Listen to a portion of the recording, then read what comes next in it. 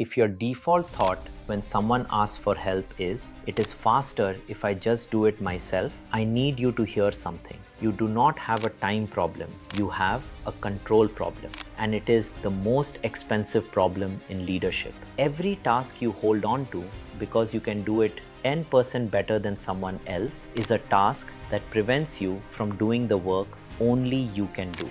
The work your organization hired you for, the work your family needs from you, the strategic, visionary, irreplaceable work that nobody else in your world can contribute.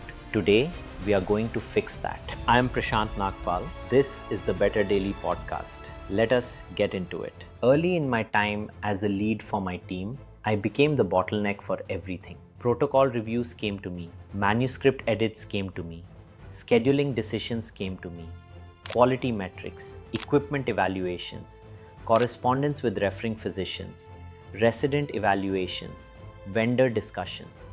All of it flowed through a single point, me. I told myself I was being thorough. I told myself my involvement ensured quality. What I was actually being was a one-person traffic jam. And here is the thing, the work I was holding on to was not work I was uniquely positioned to do. Protocol reviews? A well-trained junior faculty could handle 90% of them.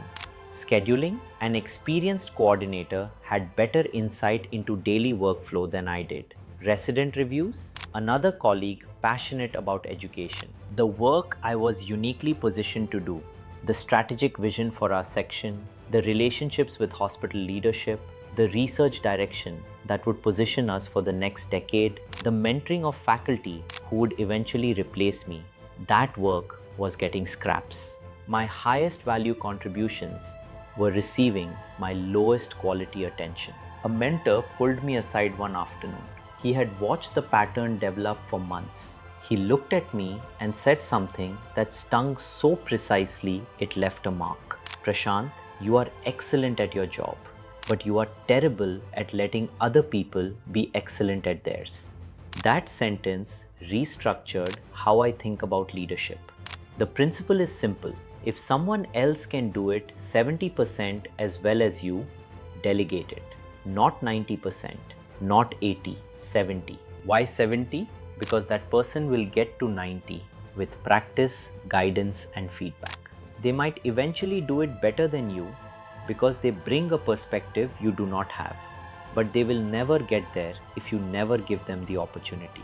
Your refusal to delegate is not protecting quality, it is preventing growth, theirs and yours. Here is the arithmetic most leaders refuse to do. While that person grows from 70 to 90 on the delegated task, you are free to invest those hours in the work that only you can do. The net output of the system goes up, not down.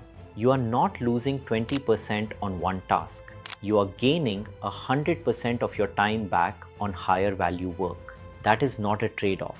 That is a multiplier. In Jain philosophy, there is a concept called Anekantavada, the doctrine of many-sidedness. Reality is perceived differently from different viewpoints. No single perspective captures the complete truth. Applied to leadership, it means something practical and liberating. Your way of completing a task is one valid approach. It is not the only approach. It might not even be the best one. When you delegate, you are not accepting inferior work. You are accepting that multiple competent paths lead to the same destination. And some of those paths might reveal things you would never see from your own vantage. Delegation failure comes in three forms. The identity trap. You built your career on being the person who delivers. Execution is not just your skill, it is how you see yourself. Delegation feels like giving away a piece of who you are. The reframe, and it took me years to accept it, is that your identity must evolve from the person who does the work to the person who builds the capacity of others to do it. That is not a step down, it is a step up. You doing the work does not scale. You building people who do the work scales indefinitely. Quality anxiety. You worry the output will not meet your standard. Honestly, it probably will not, at least the first time. The solution is not to take it back. The solution is to invest upfront in clear expectations and early feedback. Define what success looks like specifically. Set a check-in at 30% completion so you can course correct early rather than redo at the end. The time you spend on a proper handoff pays for itself 100 times over. The time illusion. It feels faster to do it yourself in the short term. And for the next 30 minutes, yes, it is. But you are optimizing for today at the expense of next quarter. Every task you hold today is a task you will still be doing in 6 months. Delegation is not an expense. It is an investment with compounding returns. Here is your application for this week. Move 1, the task audit. 20 minutes this weekend. List everything on your plate. Sort into 3 categories. Only I can do this. Someone else could with guidance. Someone else could today with minimal instruction. Be brutally honest. Category 1 is smaller than you think. Move 2, the 70% handoff. Pick one task from category 2. Delegate it properly.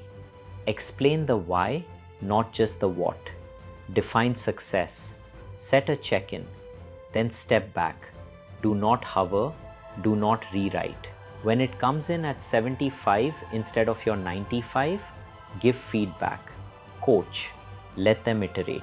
Move 3, the identity question. Am I being paid to do the work or to ensure the work gets done? If the latter, and for most leaders it is, your primary job is capacity building. Act accordingly. Here is the clinical frame, and it matters. In radiology, we use standardized protocols for every type of study. The slice thickness, the contrast timing, the reconstruction algorithm. We do not reinvent these for every patient. We decided once, validated through evidence, and now they run automatically. That frees the radiologist's cognitive energy for the part that actually requires judgment, interpreting the image, finding the abnormality, making the diagnosis. That is where human intelligence is irreplaceable. And it can only function at its best when it is not buried under decisions that should have been made upstream. Your leadership is the diagnosis. Everything else is protocol. Delegate the protocol, protect the diagnosis. Peter Drucker wrote, "There is nothing so useless as doing efficiently that which should not be done at all." The 70% rule is uncomfortable.